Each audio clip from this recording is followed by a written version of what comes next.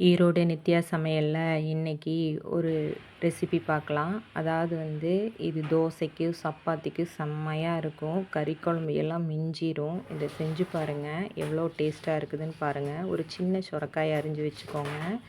தேங்காய், சோம்பு, பொட்டுக்கடலை மட்டும் அரைக்கிறதுக்கு தேவையானது. மிளகுடி எடுத்துக்கோங்க அல்லது சாம்பார் பொடி எடுத்துக்கோங்க. நம்ம தாளிக்கிறதுக்கு வெங்காயம் அரிஞ்சு வச்சுருக்குறோம்.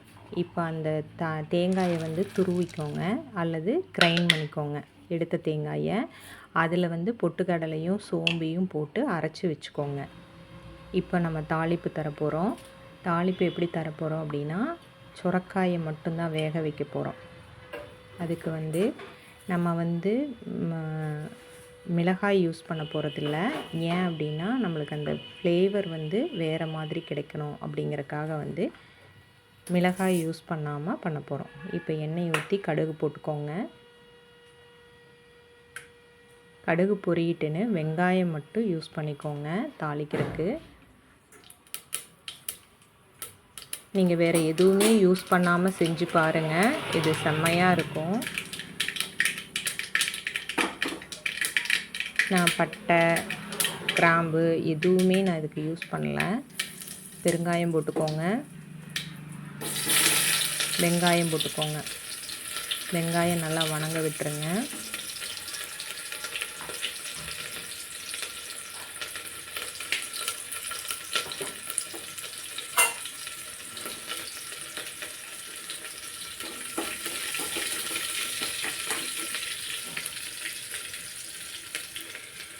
வெங்காயம் வணங்கினதுக்கப்புறம் மஞ்சத்தூள், மிளகுடியும் நான் போட்டிருக்கிறேன். அதாவது வீட்டில் அரைப்பாங்க இல்லையா, அந்த மிளகுடி போட்டிருக்கிறேன். நீங்கள் சாம்பார் பொடி இருந்துச்சுன்னா அதை போட்டுக்கோங்க. மிளகாய் பொடின்னு சொல்லுவாங்க, வீட்டில் அரைப்பாங்க இல்லையா அந்த பொடி. சுரைக்காய் அரிஞ்சு வச்சுருக்கிறத நீங்கள் போட்டு நல்லா கிளறி விட்டு வணக்க விட்டுருங்க. அந்த மசாலா உள்ளே இறங்கணும். அந்தளவுக்கு நல்லா கிளறி விட்டுக்கோங்க.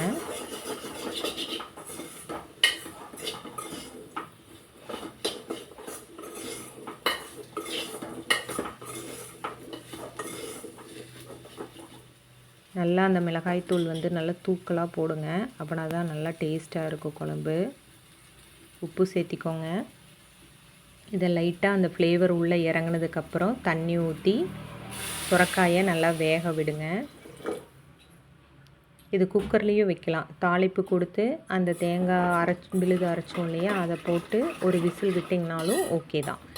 நான் பாத்திரத்தில் வச்சதுனால நான் சுரைக்காய் நல்லா வேகந்தண்ணி அதை விட்டே தான் ஆகணும். அதனால் சுரைக்காய் வேக விடணும்.